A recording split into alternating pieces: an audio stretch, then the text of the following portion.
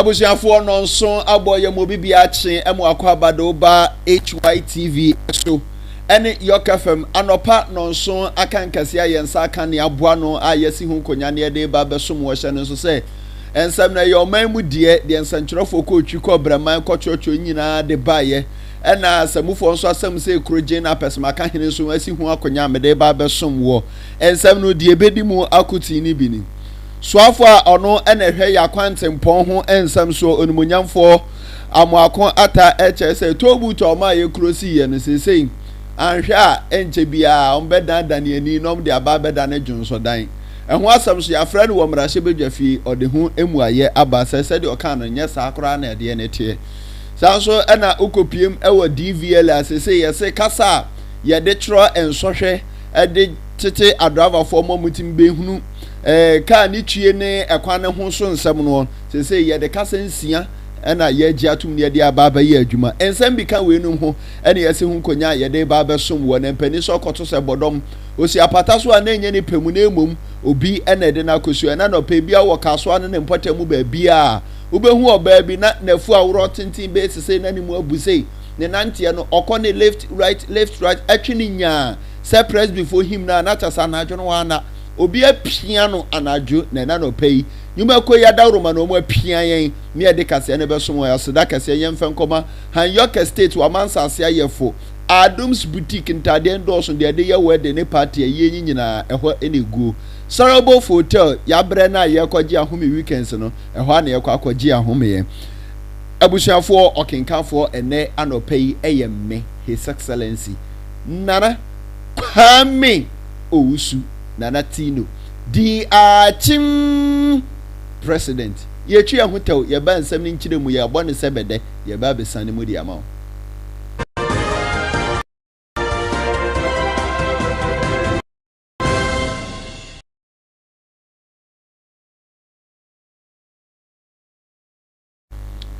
abushafo emo bibia akwa ba se ato e ka say aha Yorke FM HYTV na tabri yan dia na ma be fontentan kese nim sa eme ya dia bepiem wo phone so TV so ne ba bia wanya bia wo hwe yen hye ensem no ase ye hyase ana ye hyase afri soafo no na ehwe yakwantempon nsem so onimunyamfo amoakon ata e kire say contractor fo amo na mo ye yakwan ene ade no Ilevia Ghana mampani atam edi abase nka ye nyina ye nhyase na nka ye nyintum ye gitum wo mrahye bedwafia ya hyase atuatu an kra aboa me yatim di aye abo ye ho ban di aye ye dwumadi ahodo onyi nyina no ye nkote adurumre no ane hahan ya sa Ilevi contractor fo munyintum mo amonam kwan so mo de kwan edi dwumane ahodo onyi nyina no munyintum momwa mona moye beneficiaries chese mona ekwane ho faso pa anu mubenya ne ye pa Ilevi ho faso mubenya pa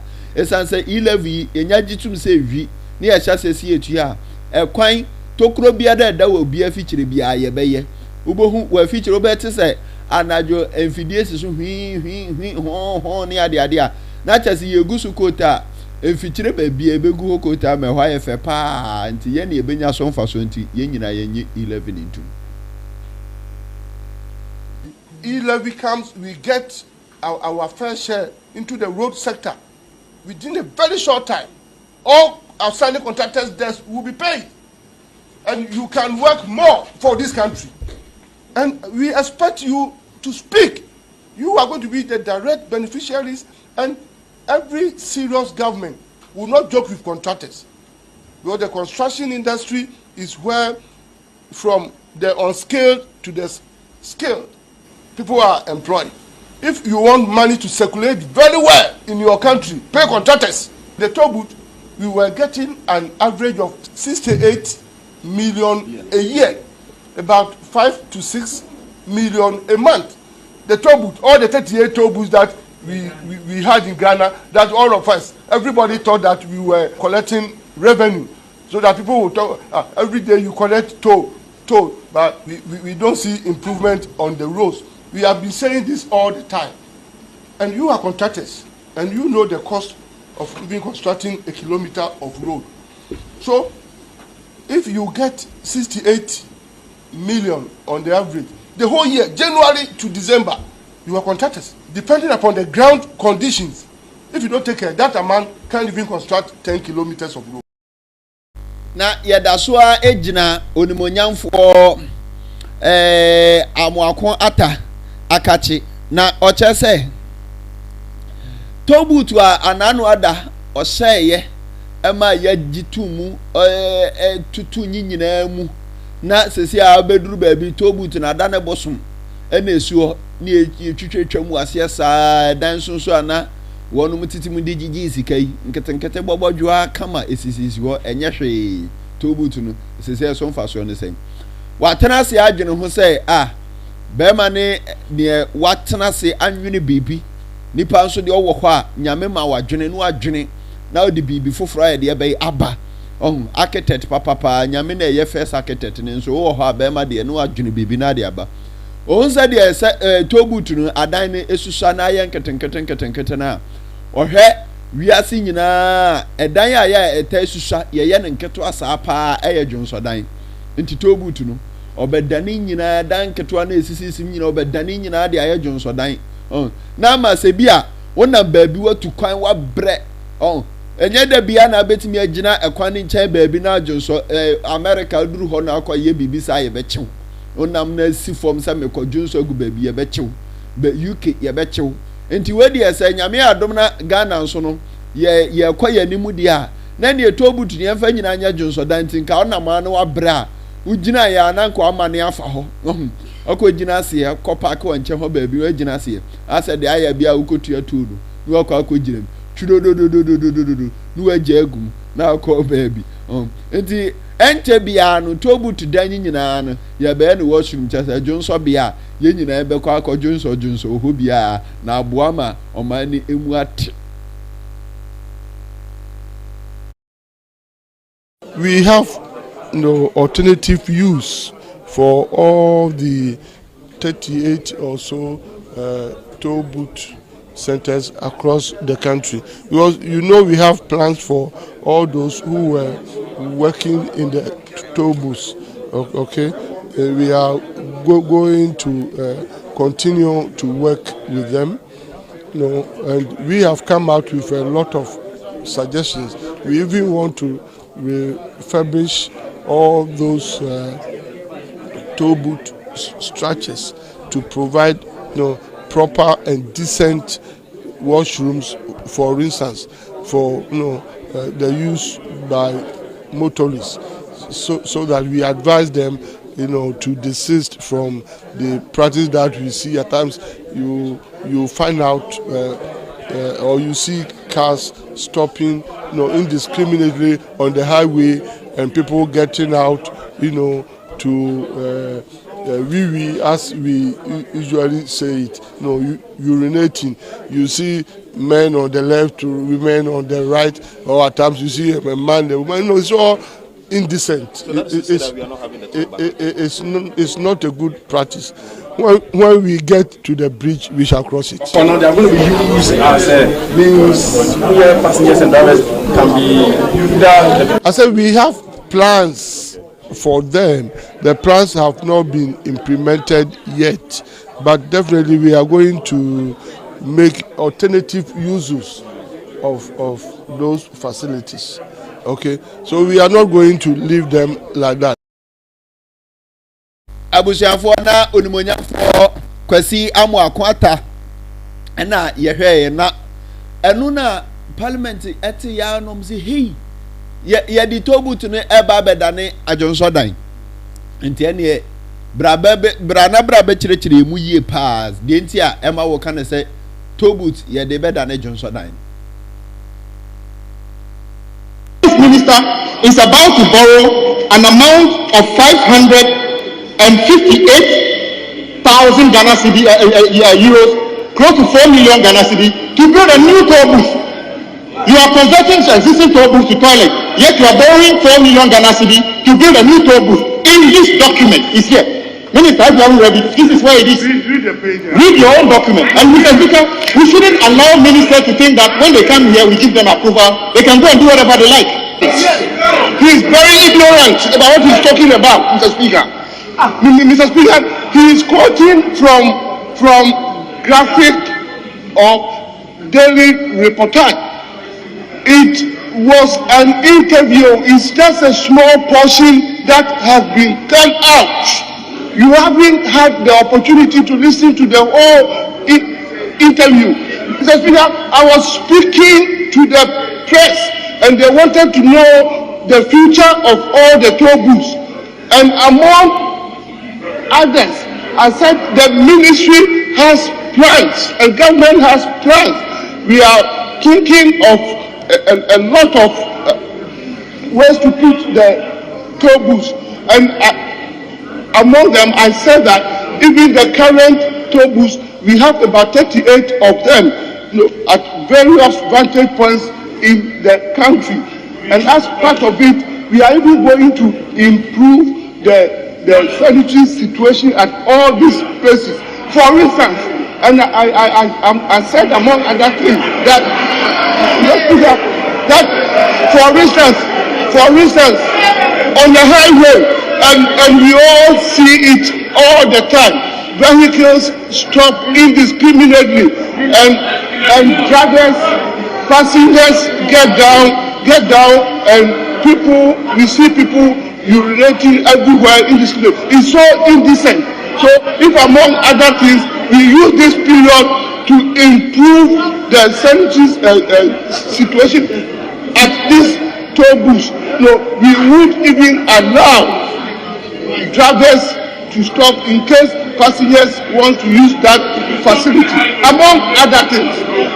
It wasn't a statement that I made, it wasn't a report, it was an interview, but that portion was paid, and you do not have access, and you are not privy to the entire interview. And as a member of parliament, honorable ranking member, this alone, let me put ignorance. Honorable Minister, please. Mr. Speaker. It shall be out of order to use offensive, abusive, insulting, blasphemous, or unbecoming words, or to impugn improper motives to any other member, or to make personal allusions. And Mr. Speaker, with the greatest respect, he may disagree with the colleague in whatever form, but to describe what he's saying as ignorant and he's speaking out of ignorance, it is improper in our standing orders. If I use the word ignorance, that word is not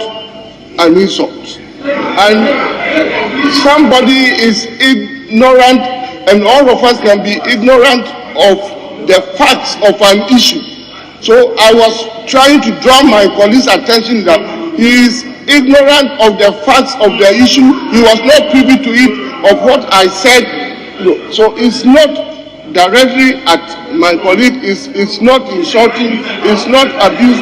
I was referring to the fact that he was talking about a subject that he didn't have all the full facts. He was ignorant of what happened and what took place. And Mr. Speaker, that was what I was referring to. And it wasn't an insult, Mr. Speaker. Honorable Minister.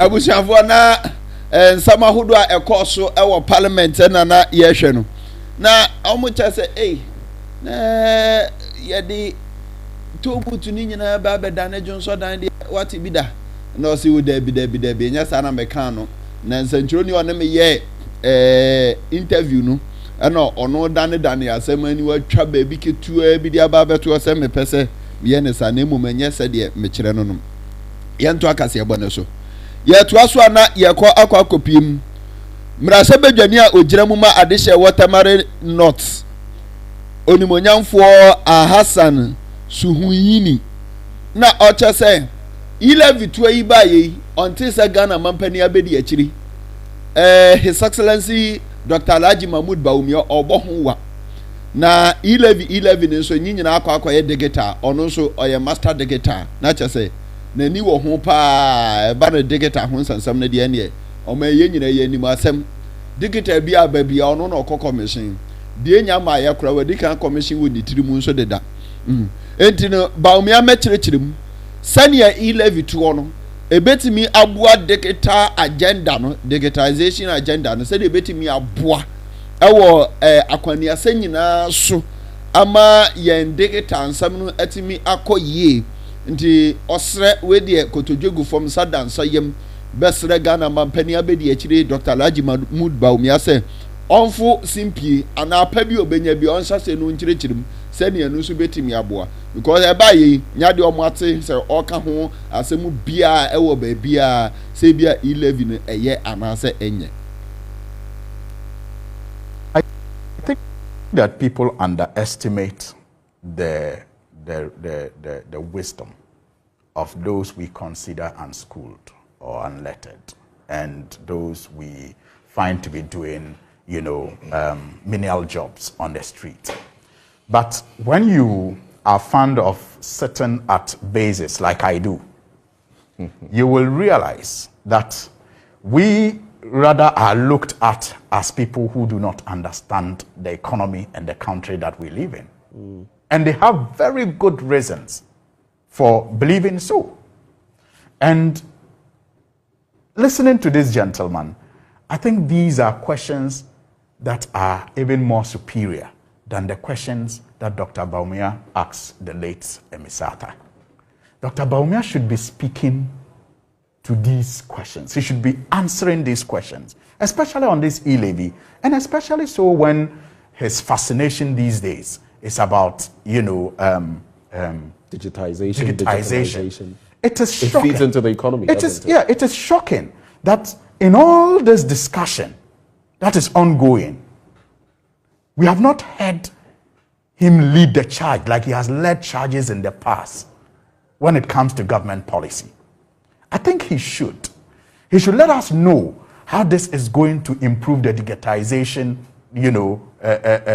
agenda that he's championing. He must answer the questions of this poor man.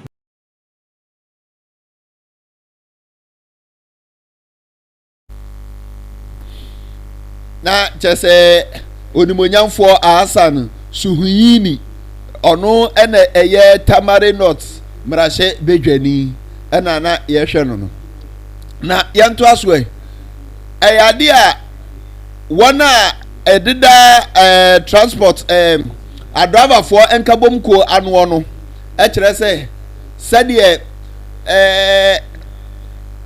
Ghana mampani atoto petrol mu na enema sifa kɔ nanim na wiase ahokyere aba na wiase ayɛ de covid ba yɛ nyina no ɔmo ayade a ɔmo antoto ɔmo niemam ɔmo antoto transport mu ɔho nti kra sɛdeɛ enema betumi akɔyie di ama Ghana for na so ba yɛ nsetre na ɔmo da so kyerɛ ɔmo petrol bo ɛkɔ soro nanso ahyɛntiadeɛ deɛ nyina da so gyina baabi gyina nti sɛ ne ɛtiadeɛ a say omo hwe nanka omo ba betu asentiadie mu habu chichemu aduasa 30% na eno ana pani kwankyerefo a ono ene amansan di nkita ho Concerned Drivers Association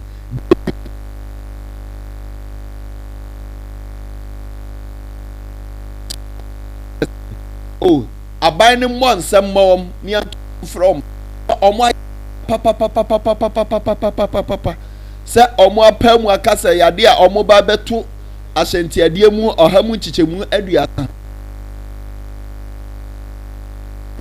de omo ho adin betimi ana omo aye omo antimi atena se aye wo ma pache afi na nyame aye adom na abre wayi puma kwan mu so omo ba beto ahyentiade mu a wo bia nkogina baabi nye se ene boadin na bibia obia amon ho so na ye nyina ya nyintum na ebe omo nso betimi anya sika ade ahwe omo yere ne omo ma ene mpana ne ade nyina aka ho on betimi anya sika ade aboa na omo nkyekere nso atimi akọ amonim esa se omo mu de adava for omo ho kire omo papa ya hwe se de okan ne nsam.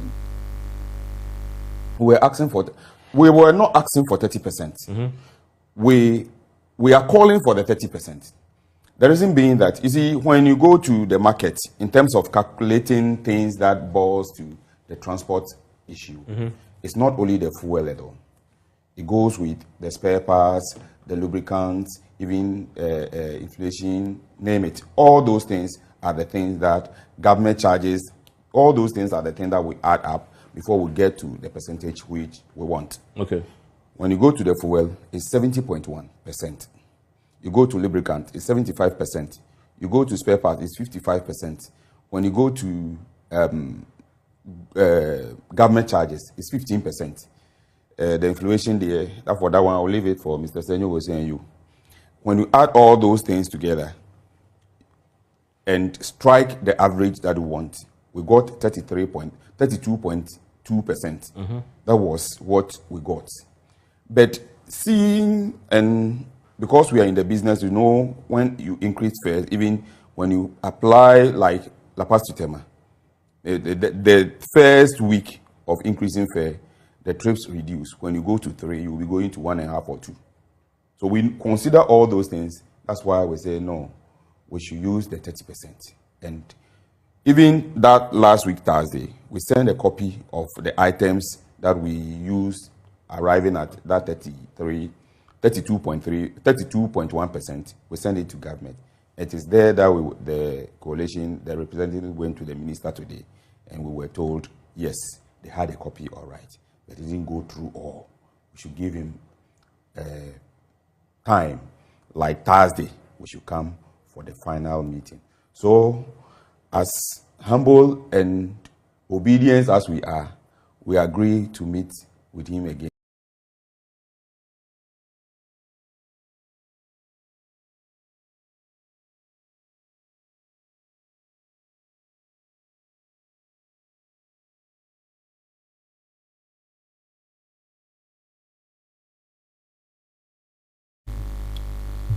abusuafoɔ nipa ne yɛhwɛ ni ɛyɛ pani kwankyerɛfoɔ no ɛne ɔno na ɔne amansan edi nkitaho ɛde ma Concerned Drivers Association owura David Abuado ɛna yɛkɔhwɛ ne mfoni no na yɛntoa kaseɛbɔ no so yɛtoa so na yɛba aba bepiem ɛwɔ DVLA asoɛyɛ na wɔkyɛ sɛ ɔmo ayɛ ntotoyɛ ama bibibia si na ɔmo bɛhyɛseɛ sɛ obi ɛkɔ akɔgye driving license a aya ne edi kan yɛ ne nsɔhwɛ no wobɛtwerɛ ɛwɔ computer so nti ɛne ebisebisa nsɛm na no akɔ driving school se pin uhu aboa yi ti yɛ nipa ti kwankora yi a aya na anwe ne sin a waboa ne nsa sei no uhu a ɛno aya na ɛyɛ den na wayi ano uhu sɛ ya tamsi bibi wɔ hɔ nso ano nso aya na ɛyɛ den na wayi ano saa nneɛma nyinaa ho ɛyɛ nsɔhwɛ a wobɛdi kan akɔtwerɛ ɛwɔ DVLA hɔ ansa na uwie kura mpo na yasan de kaa hyɛ wo nsɛm sɛ kotwi mi ɛhwɛ ne watwi na ne obi te wo nkyɛn uchi na asɛ no nso ɛkɔ yie de ma wa na ne yɛtimi ɛde license ahyɛ wo nsɛm na saa nsɔhwɛ na ya ɔmo kyerɛ nyina na yɛ borɔfo kasa Ghana ha deɛ si yɛn kasa deɛ yɛato atwene yɛmpɛ borɔfo kasa nko anti no so ɔkasa toxic what does it mean na ugina hɔ sɛ wonte borɔfo paa deɛ a sɛ wo nsa betimi aka license te sɛ akoa bi ɔwɔ adwuma mu ha wa apply saa 45 times nyina ne yɛmfɛ ma no adwuma mu ha ba ha ɔmu kurakura kaa nso obi ani license ɛna ɔmo ahyɛ daade press obi adeɛ bi kura no ahyɛ daade press atare ho a ɔde kɔfɛ news ni ade kakrakra sɛnea ɛbɛyɛ posi ɛnkye no adeɛ no nso da animu hɔ nom a na ɔde press atare ho oni license ɛna ɔde yɛ nti wei sɛ DVLA fo ama ne ɔmo bɔ nyinaa ne sɛ ɔmo de kasa foforɔ maako nsia ɛba abɛhyɛ mu na aboa ɛma obi biara wokɔ akɔ apply for license no sɛ twi na wopa na nea waka ne yɛ ma otwi kasa nti ɛne ɔkenkan a wɔte aseɛ aigbe ɛwɛ ɛne adeadeɛ kasa no yɛ nsia ɛna ɔmo de ɛba so ho na kyɛ sɛ biribiara timi akɔnkan ama wɔn ekura adeɛ no a ɔmo kɔ akɔgye license nyinaa no ɔmo kɔ mbɛnya ɔmo kurom kasa tie akenkan ehunu na ɔmo ate aseɛ na ɔmo atimi atwerɛ apaase na wode adeɛ ne ba a ɔmfa press nhyɛ da ntade ho na ɔmfa nkɔfa news ɛno no posi hu a ɔmbɛsoa wo pani a ɔkasaeɛ na ɔno ɛna yɛ kwankyerɛfoɔ pani chief executive officer owura Kwasi Agyeman ɛde ma DVLA ɔno ɛna ɛne nsɛnkyerɛfoɔ kasaeɛ wɔ bra no mo kwa ko bie DVL dan foforo kra ano ewo obuase na yenko hese de o kan nsam no esify. In the last 5 years, I've seen significant changes in the authority. We have taken back control of our IT estate, and now we are going through a period of stabilization as we transform our business.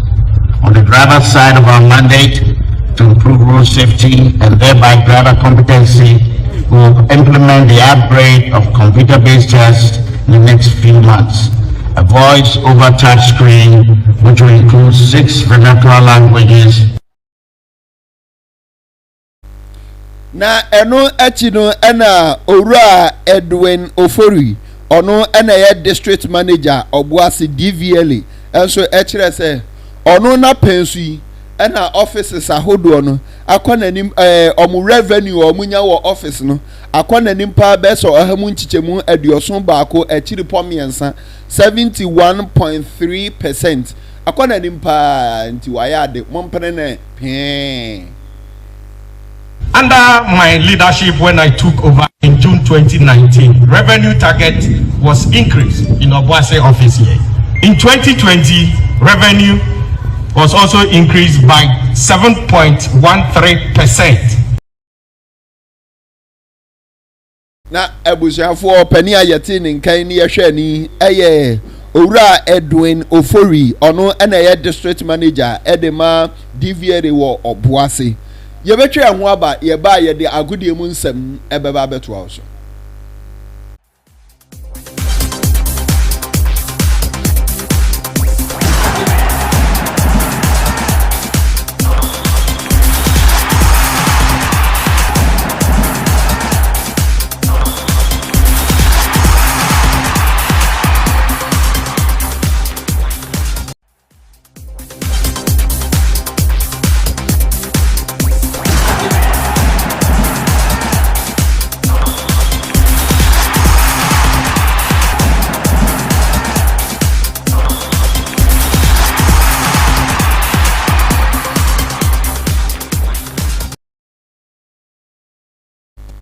Right, ebusiafo agudie mu nsam ne de to akase boy so amamo medin afra me just ASM share the triple action here chance here no na ye koyeni ma na ye ko Cameroon dan wa de ya na Afcon no e ko na wie no mu din kuni ba wonim say abrantia your friend Akyem Ziyech a o sina kan e ma Chelsea abrantia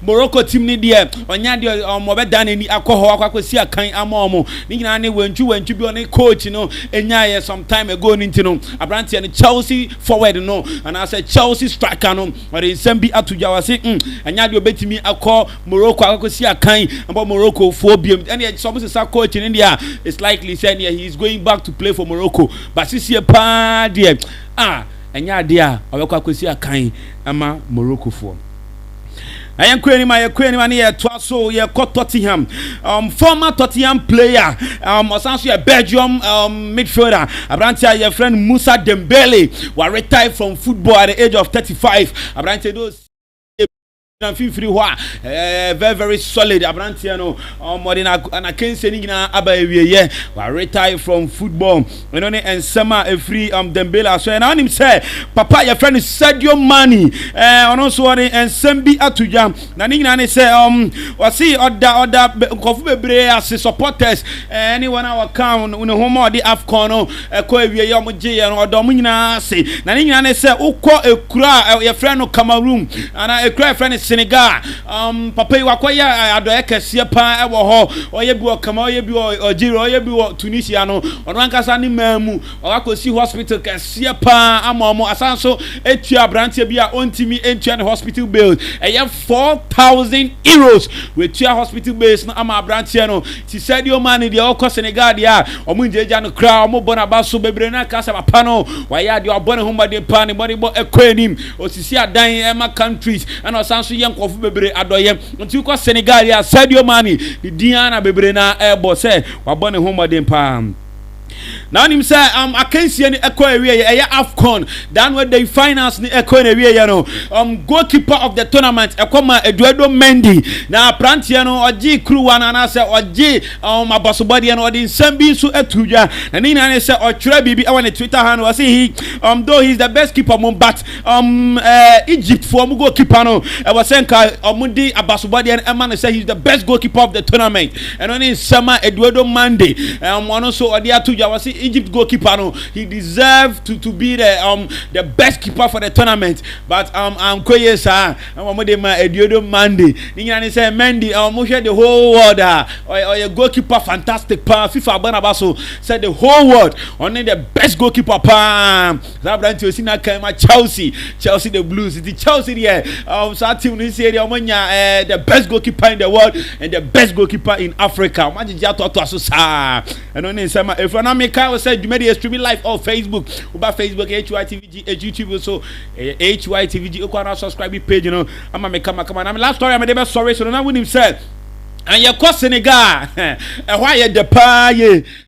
Mukodru Chrome Hodi Cap and a chere Senegal Chrome any Senegal president you know screen is one that's no just any Japan any pim over 1,000 people and a trace one hour full billboard full when I form to agina now coach fantastic coach Sisse would Gina bass and so crack trophy no or he will say at the Senegal and Brantia name Baba one Senegal Chromo Foina. Teacher says that the Monday the crowd president or declare holiday Emma Senegalese Foina. It's a one money GA pound where screen so I send a Chogono. Pim pa where ABC that it is first time in African history and our first time in Senegal history. Say omo etimi aje cap say a BNC that cry BNC that we screen so a Chogo screen so pa ye. Hey population here. Just a cover could there while football na could not top. Just a name can cry here no. A tissue from cry we were my name. Wow. Hey. Interesting.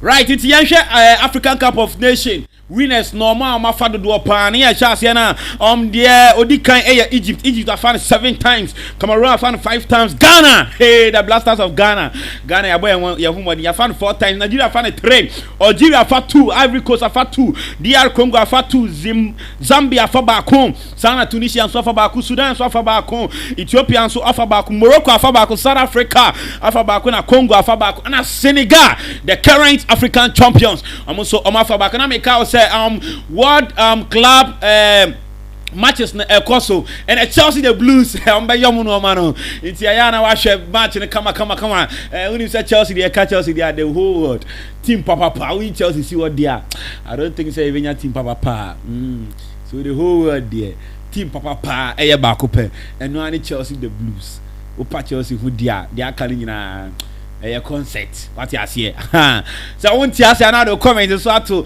comment section or Facebook now I can kind. I'm only say Chelsea there. Oh, catch Chelsea. Oh, lie no. Chelsea there the best.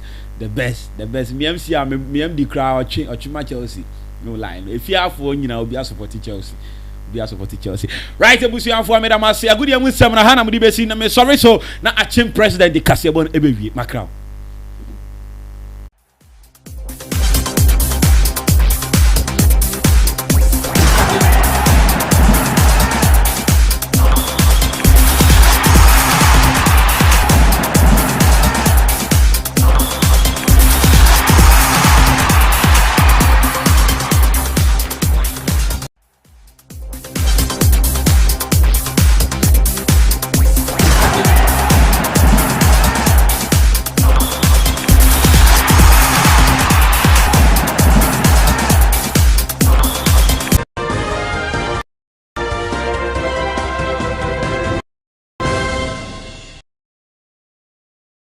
Na abusuan ye begina agudie ensam isu na ye de kasebo no e de abana wi ye de edi mu akoti ni bini pania ono na hwe Ghana yakwantempo ensam so e kire se tobutu ahodo a ye tutu mu nyina no nka ye de babedan nyina ni dia ye dwonso dan eno enam so mamra se bedu afo to nsafre ne se he brana bra be kire mu no se anofo mbrejo nya sa na meka nsa nturo ni oni me ye nkitahudi oni me di sa nkitaho no oni me ye sa interview no ene we twa ba bi ketua bi no ato apeten sa ne ebe ya de na ebe trend ena ema na ekoba sa na enye sa pa ena minchire mu no ekwanti ye nyina ye hwe ya na ye tie brofo no wo ha bete se brofo no ba bi aba na ekofo ma na ba bi aba so sa na eko ase ye na yi foforo ana afenso yedan ye ni ekohwe DVLA